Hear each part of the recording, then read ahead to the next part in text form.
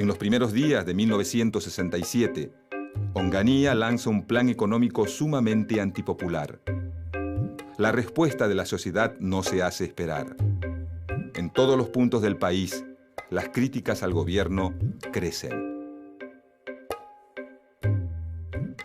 En ese contexto autoritario, un sector de la sociedad argentina, y en particular una parte importante de la juventud, empieza a considerar a la lucha armada revolucionaria como la forma de cambiar el sistema. En el surgimiento de esa idea influyen la simpatía que despiertan las luchas de liberación nacional en Argelia y Vietnam.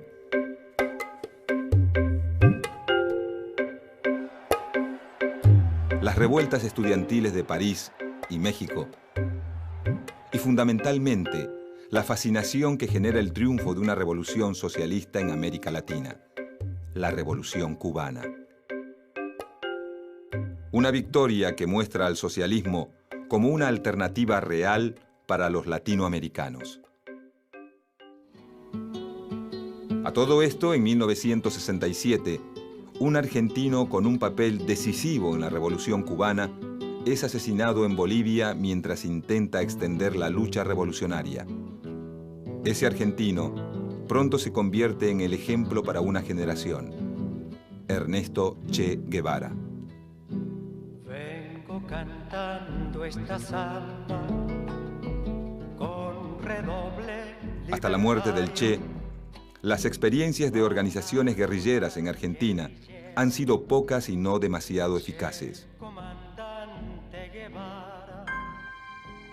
Pero en septiembre de 1968, en la provincia de Tucumán, un grupo perteneciente a las autodenominadas Fuerzas Armadas Peronistas intenta instalar un foco guerrillero en la localidad de Tacorralo. Si bien la tentativa fracasa, pocos meses después, en Campo de Mayo, un grupo armado perteneciente al comunismo revolucionario ataca un pequeño camión del ejército, reduce al personal y roba unas pocas armas. Este acto, realizado por las autodenominadas Fuerzas Armadas de Liberación, inaugura en Argentina la modalidad de la guerrilla urbana, una forma de lucha que será mucho más significativa que la guerrilla rural, en un país donde gran parte de la población se concentra en las principales ciudades. La acción termina por licuar las diferencias entre los sectores opositores más combativos. Es así que muchos obreros peronistas, curtidos por casi 12 años de lucha y proscripción, confluyen con dirigentes estudiantiles y una nueva generación de militantes de izquierda. A esta nueva avanzada opositora, pronto se suma el movimiento de sacerdotes para el tercer mundo, corriente de la Iglesia Católica que impulsa a muchos jóvenes cristianos a tomar el camino de la revolución.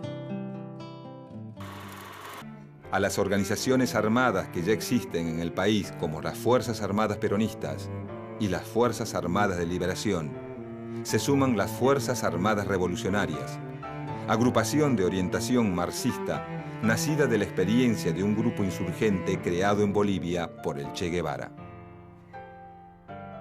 Para principios de 1970, los actos de la guerrilla argentina se convierten en noticia cotidiana.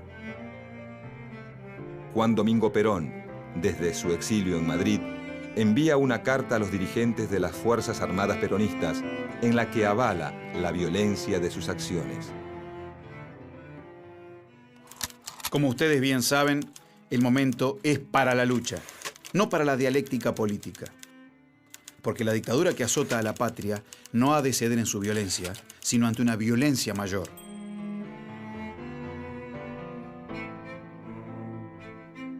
En 1970 marca la entrada en escena de dos nuevas organizaciones guerrilleras.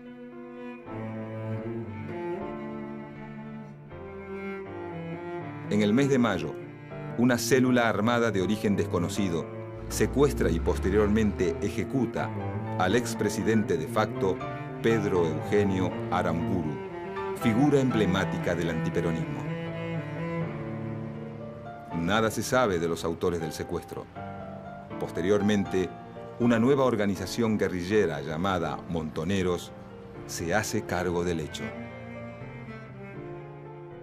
Los montoneros llamamos a la resistencia armada por una patria libre, justa y soberana, con Perón en la patria. Perón o muerte, montoneros.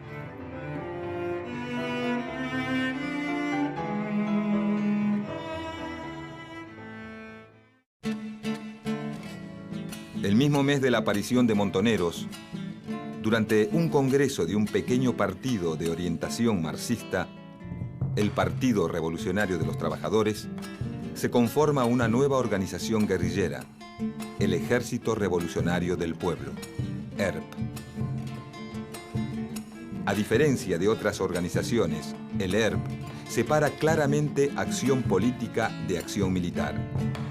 El ERP es el brazo armado, el Partido Revolucionario de los Trabajadores, el brazo político.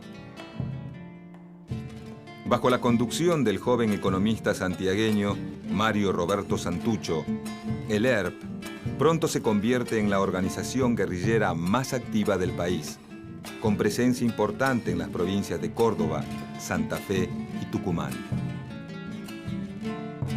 La principal diferencia entre el ERP y Montoneros es que el ERP decide mantener una distancia crítica del peronismo, al que considera un movimiento burgués y populista.